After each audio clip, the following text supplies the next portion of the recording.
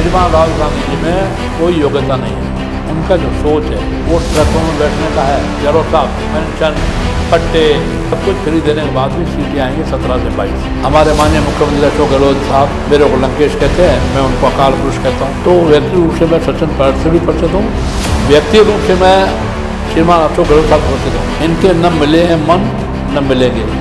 श्रीमान गहलोत साहब राजनीति करते हैं 3M पर, मीणा, माली और मुसलमान। मतभेद नहीं है, मनभेद है। अब राजस्थान में आना चाहिए कोई नया चेहरा। वसुंधरा जी, सदैव वसुंधरा जी मुख्यमंत्री रह चुके हैं, तो उनको मुख्यमंत्री बनने की लालसा पूर्ण किसी नए चेहरे पर हाथ रखना। नमस्कार, आप देख रहे हैं द फैक्ट इंडिया और मैं हूं आपके साथ मनीष गौड़। आज हमारे साथ खास बातचीत करने के लिए मौजूद है ज्ञानदेव आहूजा जी, जो कि बीजेपी के वरिष्ठ नेता है और अलवर के रामगढ़ से कई बार विधायक रह चुके हैं। इनसे हम आज बातचीत करेंगे और इनकी राय जानेंगे कि आपकी क्या राय है जो चुनाव होने वाले हैं साल के अंत में, और बीजेपी की क्या तैयारियां हैं। वहीं कांग्रेस पार्टी में जो बयानबाजी, जो खेमेबाजी चल रही थी, अभी उसमें शांति देखी जा रही है।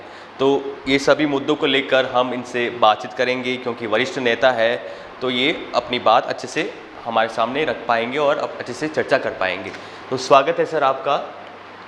सबसे पहला सवाल आपसे पूछना चाहता हूं कि बीजेपी की क्या तैयारी है, क्योंकि जो आपके विपक्ष है कांग्रेस पार्टी, उनका कहना है कि बीजेपी ने विपक्षी भूमिका नहीं निभाई।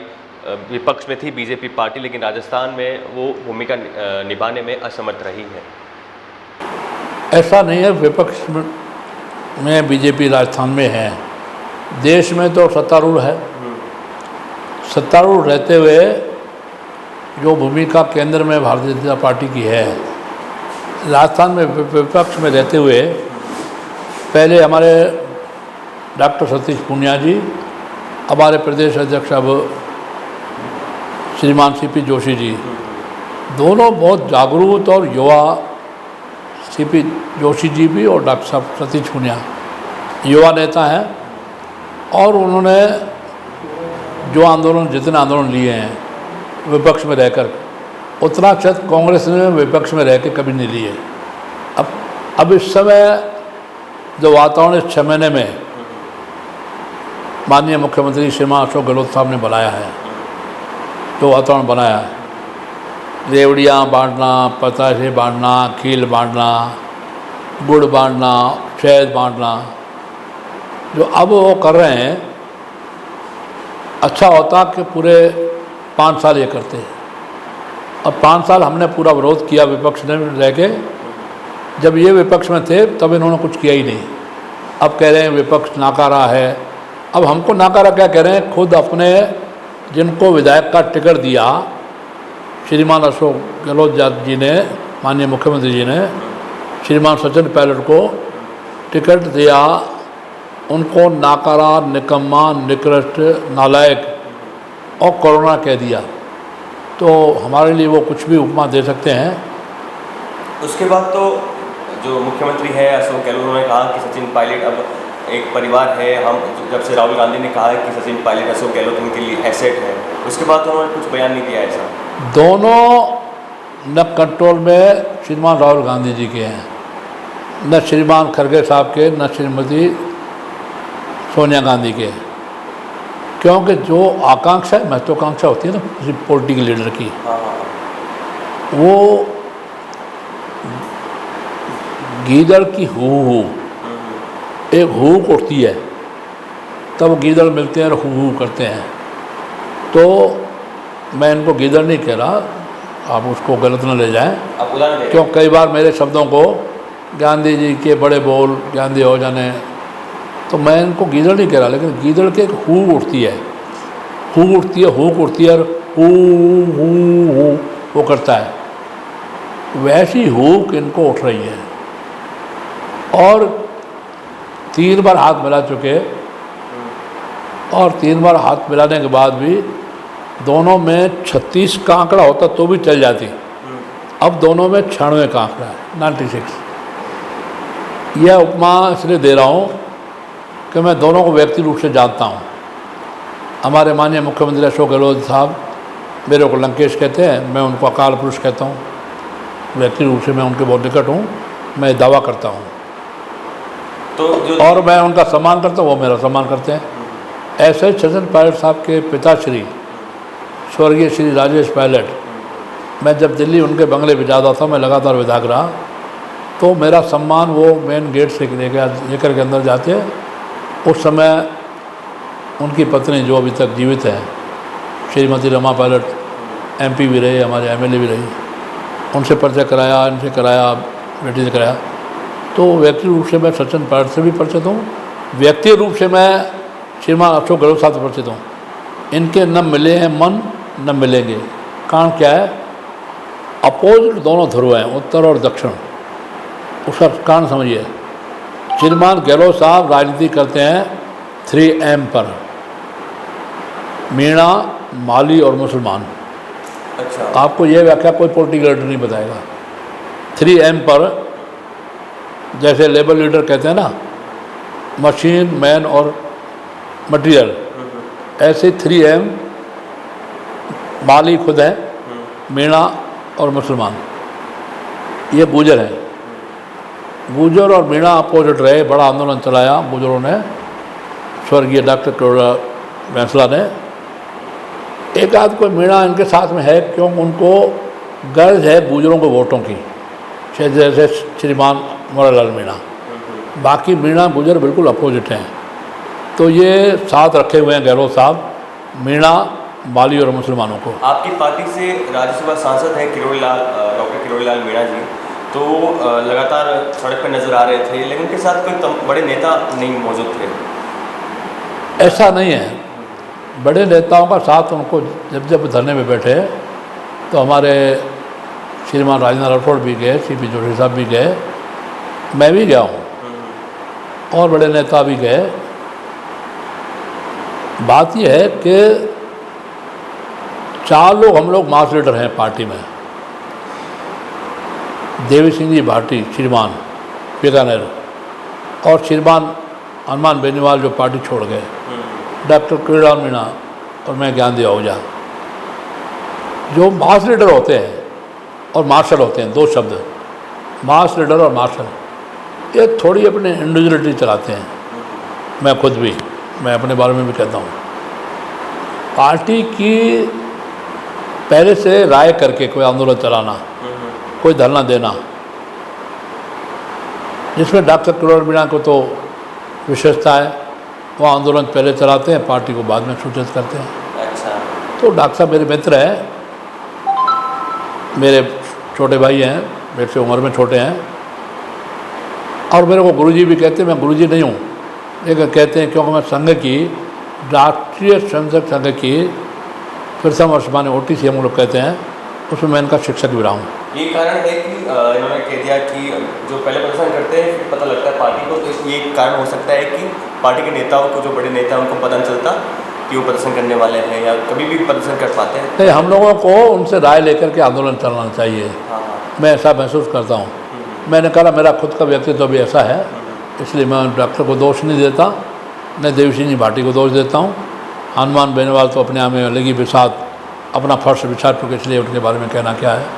पर मास लीडर अपने आप में अंदर का जो ईगो होता है वो होता है, हाँ। वो स्वाभाविक है। छत्तीसगढ़ के मुख्यमंत्री भूपेश बघेल की प्रतिनिधि माने जाते थे TS सिंह, उनको उप मुख्यमंत्री बना दिया गया है अब। तो दोनों में मनमुटाव थे और शांत हो गए, तो क्या सचिन पायलट को लेकर कुछ ऐसा ही निर्णय लिया जा सकता है? 3 जुलाई को बैठक है।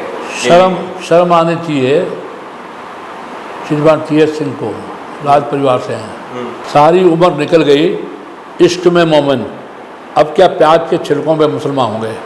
तो अब जाकर के जब आचार संहिता लगने वाली है, कुछ नहीं कर पाएंगे TS सिंह, लेकिन उप मुख्यमंत्री बना दिया उनको खुश करने के लिए। यह खुशी पल भर की होती है, क्षणिक होती है। क्षणिक क्षणों के लिए व्यक्ति कामुकता जगने पर बलात्कार करता है, 7 साल की सज़ा होती है। तो इनको सज़ा ही हो गई, सज़ा ही होगी। जो फार्मूला मध्य प्रदेश में हुआ, छत्तीसगढ़ में हुआ, वो यहाँ होगा, वो ज़रूरी भी नहीं है। परंतु कांग्रेस है, जैसे पब्लिक है, सब जानती है ये पब्लिक है, तो ये कांग्रेस कुछ भी कर सकती है। जो दिल्ली में भी काफ़ी सारे नेता मौजूद हैं, वहाँ पे जो सह प्रभारी तीनों राजस्थान के वो मौजूद है, और रंधावा जी मौजूद है, आपने प्रभारी का नाम लिया। कांग्रेस में जिनका अपने प्रांत में 0/0 असर, ऐसे पहले विवेक बंसल और श्रीमान अविनाश पांडे, यूपी में जिनको कोई जानता नहीं। आपने यूपी में नाम सुना होगा सलमान खुर्शीद का, प्रमोद तिवारी का, श्रीमती प्रियंका गांधी का, और भी नेता। इनका कोई नाम ने इनको प्रभारी बना दिया। एक मिस्टर अजय माकन बना दिया, श्रीमान अजय माकन। 2 बार हार चुके आप सरकार से राजस्थान का प्रभारी, और उनको कैसा बेइज्जत करके उनको, खड़गे साहब को, गहलोत साहब के 3 मंत्रियों ने, श्रीमान धारीवाल साहब, नाम उनका शांति धारीवाल है, वैसे हैं वो अशांति, शांति धारीवाल, अशांति धारीवाल है, और एक वहाँ डॉक्टर महेश जोशी, और एक श्रीमान धर्मेंद्र सिंह राठौड़। ये वो लोग हैं, धर्मेंद्र सिंह राठौड़ व्यक्ति रूप से मेरे ज़िले के हैं, हमारी पार्टी में, दूसरी पार्टी में, जो अपने ज़िले में पंच और पार्षद नहीं बन सकते, अपने ज़िले में विधायक, MLA, MP बनना बड़ी बात है। धर्मेंद्र सिंह राठौड़ भी उनमें है। उनको प्रांत का, निगमों का अध्यक्ष, जैसे श्रीमान राजीव राठौड़, निगमों का अध्यक्ष और आयोग का अध्यक्ष, पता नहीं क्या क्या बना जाए। ऐसे कांग्रेस के प्रभारी के बारे में कह रहा था, थोड़ा विषय अलग हो गया। कांग्रेस के प्रभारी माकन साहब 2 बार हार चुके राजस्थान के प्रभारी बन गए, बेइज्जत होकर के अपना हो चुकी नमाज, अब मुसल्ला उठाइए, अपना मुसल्ला उठा करके चले गए। अब हैं श्रीमान कौन, रंधावा साहब। पंजाब में कभी इनका आपने नाम नहीं सुना होगा, पत्रकार हो, वहाँ जो नामी नेता हैं उनमें ये रंधावा साहब का नाम कभी नहीं। अब उनको यहाँ प्रभारी बना दिया, और एक प्रभारी से काम नहीं चला, 3 उनके सह प्रभारी बना दिए। 3 उनकी पूंछ कहें या 3 सहयोगी कहें, और लटका दी। आपने रंधावा जी का जिक्र किया। रंधावा जी का बयान आया था 1-2 दिन पहले कि अपने पार्टी के लिए अपने सपने छोड़ने पड़ते हैं, तो ये जो बयान था ये अप्रत्यक्ष तरीके से सचिन पायलट के लिए माना जा रहा था कि बड़े बड़े सिद्धांतों की पाठ कर रहे हैं रंधावा साहब। बड़ी उम्र के लोगों को अब मौत छोड़ देना चाहिए और पार्टी के लिए त्याग करना चाहिए, सिद्धांतिक रूप से बड़ी बड़ी बात करते हैं। लेकिन सैद्धांतिक रूप से इनके केंद्रीय कांग्रेस के नेता ही इन बातों का उल्लंघन करते हैं। सबसे पहले अगर छोड़ें उम्र के हिसाब से तो श्रीमान अशोक गहलोत अपनी गद्दी छोड़ें और अपने पद को छोड़ें और अगली बार घोषणा करें कि मैं विधायक का चुनाव नहीं लड़ूंगा। आप किसको दिशा दे रहे हो? आप क्यों दर्शन दे रहे हो? दिशा और दर्शन वो दें जो स्वयं त्याग करने के लिए तैयार हों। रंधावा साहब खुद घोषणा करें कि मैं पंजाब में कोई चुनाव नहीं लड़ूंगा। गहलोत साहब खुद घोषणा करें कि मेरी उम्र हो गई, अब मैं कोई चुनाव नहीं लड़ूंगा, मैं मुख्यमंत्री जब तक हूँ तब तक हूँ। मैं भी नहीं कह रहा अभी त्यागपत्र दे दें, लेकिन मुख्यमंत्री जब तक हूँ तब तक हूँ। आप छोड़ें सचिन के पायलट के लिए, छोड़े जवानों के लिए, त्याग करने के लिए तैयार नहीं। सिद्धांतों की बात बड़ी बड़ी, पर उपदेश कुशल बहु तेरे, ये नेता उनमें है। आपने कहा कि युवाओं के लिए छोड़े, सचिन पायलट को अगर चेहरा बनाया जाता है तो क्या बीजेपी के लिए चुनौती रहेगी? ऐसा है कि मैं इस संबंध में कोई ज़्यादा कहना नहीं चाहता। सचिन पायलट बहुत योग्य लड़का है, मेरे से छोटा इसलिए मैं कह रहा हूँ लड़का। ये सचिन पायलट बहुत योग्य नेता है और उसने पाठ बहुत तपस्वी नेता स्वर्गीय राजेश पायलट जो उनके पिताश्री थे उनसे सीखा है, उनके सानिध्य में काम किया है। इसलिए अगर नेक्स्ट में मुख्यमंत्री घोषणा करते हैं उनको तो कांग्रेस के लिए लाभकारी होगा कि नहीं होगा, लेकिन सचिन पायलट और इनके साथ रहे हुए सहयोगियों के लिए लाभकारी होगा। प्रताप सिंह खाचरियावास अभी दिल्ली में थे और वहाँ पर बैठक चल रही थी, के.सी. वेणुगोपाल जो संगठन महासचिव है वहाँ पर, तो प्रताप सिंह खाचरियावास को लेकर जाना जाता है। तो कभी तो उन्होंने पहले बयान दिया था सचिन पायलट को कि वो जब चड्डी पहनते थे तब मैं राजस्थान विश्वविद्यालय का अध्यक्ष था।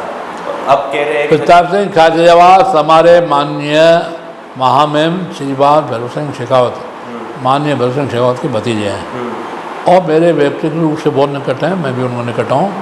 मैं कोई हल्का शब्द नहीं बोलना चाहता। लेकिन गंगा गए तो गंगादार, जमुना गए तो जमुनादार। कभी सचिन पायलट बहुत बढ़िया उनके बारे में कसीदे पढ़ेंगे, कभी जलोर साहब के कसीदे पढ़ेंगे, और इससे आगे बढ़ कर के बयान वीर हैं वो। बयान वीर है। बयान वीर मेरे मित्र हैं, मेरे भी टिकट है। अभी भी हमारे विधायक और माननीय महामहिम भैरव सिंह जी के जवाई साहब राजू साहब के बेटी की शादी थी, माननीय भैरव सिंह जी के नवासी, वहाँ मिले थे। हम लोग खूब मिलते हैं, बैठते हैं, परंतु वो बयान वीर हैं। आप कहते हो कि काफ़ी जो कांग्रेस नेता है वो मेरे अच्छे निकट है, अच्छे संबंध है, तो एक दूसरे के खिलाफ पार्टी है, आप कांग्रेस की है, बीजेपी, दोस्ती रहती है? देखिए, प्रताप सिंह जी मैं एक बात पर सहमत हैं, आगे बढ़ना चाहिए तो अपनी योग्यता प्रतिभा से। वो प्रताप सिंह शेखावत भी, प्रताप सिंह खाचरियावास शेखावत हैं, प्रताप सिंह जी खाचरियावास या शेखावत, वो अपनी योग्यता से, प्रतिभा से, कर्मठता से, लगन से और संघर्षशीलता से आगे बढ़े हैं, और मैं भी वैसा ही हूँ। इसलिए उनका मेरा बहुत अच्छा मिलान है। उनकी ये अच्छा ही है कि बहुत संघर्षशील हैं, लगनशील हैं, कर्मठ हैं, और आगे बढ़ के संघर्ष करके संघर्षों में से निकले हैं। सिर्फ ऊपर के नाम चाचा या ताऊ का, उनके नाम से आगे नहीं बढ़े, अपनी योग्यता, प्रतिभा, कर्मठता, लगनशीलता के आगे बढ़े हैं। उनके सामने अरुण चतुर्वेदी जी चुनाव लड़ते हैं सिविल लाइन से। अरुण चतुर्वेदी जी? हाँ, मैं कुछ नहीं कहूँगा। पूर्व अध्यक्ष आपके और जो पूर्व मुख्यमंत्री वसुंधरा राजे के मनमुटाव है बीच में कभी? मैं वसुंधरा जी के साथ था, हाँ, परंतु अब नहीं हूँ। बहुत साफ सुथरा कहता हूँ। मतलब आप उनके साथ सपोर्टर नहीं हुए, एक तरह से समर्थक नहीं हुए? अब उनके मेरे बीच में वैचारिक सोच में, विचार में मनभेद नहीं है, मतभेद नहीं है, मनभेद है। अच्छा। लोग कहते हैं मतभेद रखो पर मनभेद मत रखो। मैं सीधा सीधा कहता हूँ, उनके हमारे बीच में मनभेद भी है। मनभेद भी है, अच्छा, दोनों है। तो आप चाहते हो कि राजस्थान कोई नया चेहरा देखने को मिले? मैंने 2 बार स्टेटमेंट दिया उनको। 8 मार्च 2020, 8 मार्च उनका जन्मदिन है, मैंने उनको बधाई दी, शुभकामना, मंगल कामना, और तब भी कहा और आज भी कह रहा हूँ, अब राजस्थान में आना चाहिए कोई नया चेहरा। 2 बार माननीय वसुंधरा जी, श्रीदेवी वसुंधरा जी मुख्यमंत्री रह चुके हैं। अब उनको मुख्यमंत्री बनने की लालसा छोड़ के किसी नए चेहरे पे हाथ रखना चाहिए। मतलब हम ग्राउंड पर जाते हैं तो काफ़ी लोगों से बातचीत करते हैं, वो कहते हैं कि नया चेहरा देखने को मिलेगा, और ओम बिरला हो सकते हैं, अलवर से सांसद है बालकनाथ, वो हो सकते हैं, क्योंकि यूपी में योगी जी है, तो उसी की तरह राजस्थान में भी एक बाबा को मुख्यमंत्री बनना चाहिए। जिस प्रकार से यूपी में जैसा काम किया है, वैसा यहाँ पे एक बाबा ही काम कर सकता है, ऐसा लोगों का कहना है। हमको ये शिकायत है खुद को कि कौन मुख्यमंत्री बनेगा। हमको ये शिकायत है कि हम कुछ नहीं कहते इस बारे में, कौन मुख्यमंत्री बनेगा कुछ नहीं कहते। आपने साफ कर दिया कि नया चेहरे को नया चेहरा सौंपे जाना चाहिए, नया चेहरा, लेकिन आपने साफ नहीं किया कि कौन रहेगा, किसको मिल सकती है। मोदी के चेहरे पे चुनाव लड़ा जाएगा ना? ऐसा मैंने कहा ना, पार्टी के अनुशासन को, पार्टी के डिसिप्लिन को, पार्टी की रीति नीति को मानते हुए हमको कौन मुख्यमंत्री बनना चाहिए, कौन नहीं बनना चाहिए, इस विवाद में पड़ना नहीं।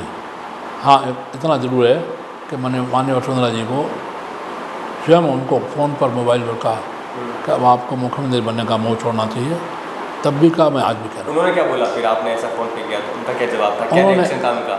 उन्होंने क्या कहा, ये उनकी मेरी व्यक्तिगत बातचीत है। अच्छा। व्यक्तिगत बातचीत को कभी बाहर नहीं लाना चाहिए। हनुमान बेनीवाल लगातार सड़क पे नजर आ रहे हैं, और हनुमान बेनीवाल कितना भी प्रयास कर लें, हाँ, कभी भी सत्ता में आने वाली भाषा नहीं बोल रहे, वो विपक्ष में रहने वाली भाषा ही बोल रहे हैं। विपक्ष में रहने वाली भाषा ही बोल रहे हैं। राजस्थान में जो जातिगत जो टैग लग जाते हैं, जातिगत लग जाता है कि ये जातिगत राजनीति करता है, उसमें हनुमान बेनीवाल का नाम आता है, राज्यसभा सांसद डॉक्टर किरोड़ीलाल मीणा का नाम आता है, सचिन पायलट का नाम आता है, तो किस हद तक ये सही है या फिर अफवाह गलत है? आप हनुमान बेनीवाल के बारे में कह रहे हैं, सबके बारे में बात हो चुकी है। हनुमान बेनीवाल योग्य भाई है हमारा छोटा। चौधरी चरण सिंह भी बहुत योग्य थे, लेकिन उन्होंने जाट से आगे सोचा नहीं, यूपी से आगे बढ़े नहीं। प्रधानमंत्री बने तो क्षणिक महीनों के लिए बने, क्षणिक कहूँगा मैं, और 4-6 महीने 8 महीने प्रधानमंत्री बनना, चाहे देवगढ़ा और चाहे गुजराल साहब और चाहे चौधरी चरण सिंह, ये क्षणिक बने। बिल्ली के बाग से कभी छीका भी टूट जाता है, बिल्ली सोचती है मैंने तोड़ा है। चौधरी चरण सिंह का बहुत सम्मान करता हूँ मैं, पर उनकी योग्यता प्रतिभा को मानते हुए उनको तुरंत प्रभाव से दिल्ली 1 बार 2 बार, यूपी में 3 बार एमएलए बने हुए, दिल्ली आ जाना चाहिए था। भारत के लोकतंत्र की एक खामी है, वो खामी क्या है? वो अयोग्यता आपकी भी होगी, मेरी, इनकी, सबकी होगी। अमेरिका में ग्राउंड नट, जिसको अपन मूंगफली कहते हैं, ग्राउंड नट मूंगफली निकालते निकालते बेचते बेचते गांव में रहते रहते अब्राहम लिंकन राष्ट्रपति बन गए अमेरिका के। हमारे यहाँ क्या है, दिल्ली में रहने वाला रातों रात राष्ट्रीय नेता हो जाता है, जयपुर में रहने वाला रातों रात प्रांतीय नेता हो जाता है, ज़िले में रहने वाला ज़िले का ही रहता है, और तहसील में रहने वाला तहसील का। योग्यता और प्रतिभा का पलायन हो जाता है। आपसे आखिरी सवाल पूछना चाहूँगा कि 2-3 आप नाम बता दो कि हाँ जनता को पता लग जाए कि इन चेहरों के बीच में चुनाव होगा। या राहुल गांधी जी में, श्रीमान राहुल गांधी जी में, सम्मान्य राहुल गांधी जी में कोई योग्यता नहीं है, मैं आप दावे के साथ कहता हूँ। वो अमेरिका जा कर के खालिस्तानियों को साथ लेकर के और देशद्रोहियों को साथ लेके कितनी बड़ी पत्रकार वार्ता ले रहे हैं। वो लंदन चले जाएं, इटली चले जाएं, बोल रहे हैं, वो भारत में भी बोल रहे हैं, पर तो उनका जो सिक्स सेंस, IQ, उनका जो सोच है वो ट्रकों में बैठने का है और मोटरसाइकिल ठीक करने वाले मिस्त्रियों के साथ बैठने का है। यह योग्यता और प्रतिभा नहीं है, प्रतिभा नहीं है। आम कांग्रेस ही कहने लगे, आज मेरे को एक कांग्रेस से मिल गया, मैं नाम नहीं बता रहा हूँ, मेरा अभिन्न मित्र है, कि देखो राहुल गांधी की योग्यता, ट्रक में बैठ के यात्रावारी कर रहे हैं और मोटरसाइकिल के मिस्त्रियों के साथ बैठे हैं। देखिए, राष्ट्र को कुछ देने के लिए, पूरे देश को कुछ देने के लिए कुछ स्वाध्याय की, स्टडी की। अभी आपको मैकाले का मैंने उदाहरण दिया, शेक्सपियर का उदाहरण भी दे सकता हूँ, मार्क्स का उदाहरण भी दे सकता हूँ। कुछ स्टडी चाहिए, कुछ स्वाध्याय चाहिए, और स्वाध्याय चाहिए पहले, सबसे पहले भारत में रहना है सो सनातन धर्म का। सनातन धर्म की राजीव गांधी जी को ABCD नहीं है, नहीं तो वीर सावरकर का विरोध वो कभी नहीं करते। आपको मैं अंगुलियों पे कुछ नाम बता देता हूँ, आप बता दीजिए कौन हो सकता है। आपको लग रहा है, आप अपनी राय रख सकते हो, क्योंकि वरिष्ठ नेता हो आप, बीजेपी के कई सालों से राजनीति करते आए हो और विधायक रह चुके हो कई बार। सतीश पूनिया है, गजेंद्र शेखावत है, राजेंद्र राठौड़ है, CP जोशी है और ज्ञानदेव आहूजा है, आपका नाम भी है। तो आप, जब मैंने कहा मैं इस बारे में, कौन बन सकता है मुख्यमंत्री, क्योंकि प्रदेश की जनता पूछती, मुझे खुद को, मुझसे ये शिकायत है कि हम कुछ नहीं कहते। मैंने पहले कह दिया, दोबारा बार बार क्यों पूछ रहे हैं? चलो ठीक है। तो मनीष सिर्फ पत्रकार मत बनो, हमारे मित्र भी बनो। ठीक है। तो पत्रकार चैप्टर क्लोज, चलो यहाँ से चैप्टर क्लोज करते हैं। और नहीं, और पूछिए, इस मामले में मत पूछिए, और पूछिए। अच्छा, चुनाव होने वाले हैं, क्या लगता है बीजेपी की कितनी सीट आएगी? बीजेपी की सीटें आएंगी 150 से 170, आसानी से बहुमत का आंकड़ा पार कर लेगी बीजेपी। 2014 में जब चुनाव चल रहा था, तो मैं, विधानसभा के सिक्योरिटी ऑफिसर हैं श्रीमान संजय चौधरी, नाम बता रहा हूँ, गवर्नमेंट ऑफिसर हैं, तो भी मैं उनके पास गया। उन्होंने कहा, MLA साहब आपको क्या लगता है? तब मैं MLA था। मैंने कहा भाई 282 प्लस। बोले कमाल है, आपके माननीय राजनाथ सिंह जी, राजनाथ सिंह उन्होंने सर, राजनाथ सिंह का, राजनाथ सिंह जी, नरेंद्र मोदी जी, अमित शाह जी, तब JP नड्डा नहीं थे, अमित शाह ही अध्यक्ष थे, ये तीनों कह रहे हैं 370 प्लस, आप कह रहे हो 282। मैंने कहा तो रिजल्ट जब आ रहा था TV चैनलों पर, 278, 77, 78, 79, उनका सबसे पहले फ़ोन आया वो गांधी जी आप कुछ ज्योतिषी हैं या तांत्रिक हैं या मैंने कहा मैं कुछ भी नहीं हूँ, मेरा राजनीतिक आंकलन है। जब अशोक गहलोत ने ऐसा बयान दिया था कि जब वो बाड़ाबंदी का दौर चल रहा था, मानिसर गए हुए थे सचिन पायलट, तब सरकार गिराने के प्रयास किए जा रहे थे, तो उस दौरान वसुंधरा राजे ने सरकार बचाई थी। उसके बाद सचिन पायलट ने प्रेस बुलाई थी। प्रेस बुलाने से पहले हम इनके पास पे थे, इनके आवास पे थे, तो हमने इनसे पूछा कि क्या वजह हो सकती है कि प्रेस बुला रहे, तो उन्होंने वहाँ पे पूरी बात पहले ही बता दी थी मुझे। और फिर हम सचिन पायलट की प्रेस वार्ता में पहुँचे, तो वहाँ पर सचिन पायलट ने जो उन्होंने बताया था वैसा ही उन्होंने प्रेस वार्ता में बयान दिए, बोला वैसा ही। तो वापस इनका फ़ोन आया मेरे पास और उन्होंने कहा कि मैंने जैसा कहा था वैसा ही हुआ। तो हमको लगा कि हाँ ये सच बोल रहे थे और इनको पहले से आंकलन हो जाता है, कर लेते, जो बोलते हो मोस्टली होता है। मैंने तो ऐसा नोटिस किया है पर्सनली। तो हमारे साथ जुड़ने के लिए बहुत बहुत धन्यवाद सर। मैं लास्ट बता दूँ, जी सर। 2019 में मैं जब सिक्योरिटी ऑफिसर गया संजय चौधरी के बाद, उन्होंने कहा एमएलए साहब पिछली बार आपका आंकड़ा सही रहा, क्या रहेगा? मैंने कहा सुनिए, अब आ रही है हमारी 300 प्लस बीजेपी और 350 एनडीए। बोले एनडीए में 350 कैसे आएगी? अकाली दल गया, शिवसेना गई। मैंने कहा देखो और 300 प्लस। बोले अभी आपके नेता कुछ कह रहे हैं, आप कुछ कह रहे हो। वहाँ कुछ कांग्रेस एमएलए बीजेपी के बैठे थे, उन्होंने सवाल जवाब भी किया, लंबी बात नहीं कर रहा हूँ। तो 303 आई। अब फिर मैं उनके बाद बाई चांस गया किसी काम से, ठीक है। उन्होंने कहा अब क्या रहेगा? मैंने कहा अब सुन लो, 400 प्लस बीजेपी अकेली 2024 में, और कांग्रेस सब सिमटेगी 20 से नीचे, 22, 20, 22, 19, 18, 5 ऊपर नीचे, 5 नीचे। ये लोकसभा में। विधानसभा में मैंने, आप देखें, माननीय हमारे धर्मेंद्र राठौड़ मित्र है मेरे, उनको मैंने मैसेज किया हुआ है कि आपकी सीटें आएंगी 17 से 22, मैसेज किया हुआ है। उन्होंने क्या जवाब दिया? जवाब नहीं आया तक। ठीक है। 3 नंबर उनके बाद मेरे हैं, उनके मेरे पास हैं, तीनों नंबर पे 17 से 22 मैंने उनको लिखा है।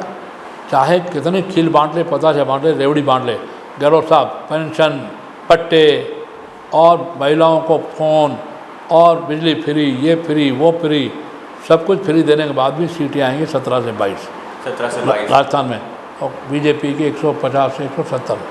और दिल्ली में 2024 में विपक्षी गठबंधन करे या गठबंधन करें, गठबंधन करे या गठबंधन, वो सिमट जाएंगे।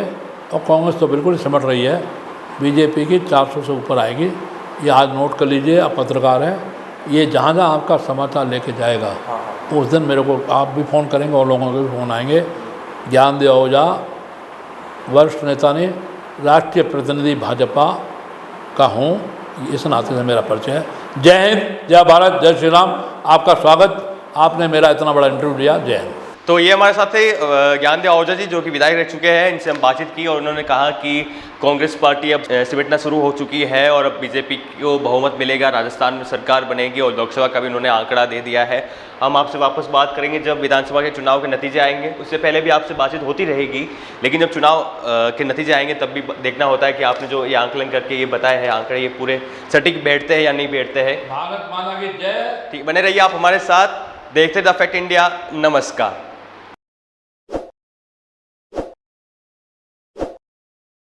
ताज़ा खबरों के लिए विजिट करें द फैक्ट इंडिया की वेबसाइट और डाउनलोड करें द फैक्ट इंडिया ऐप।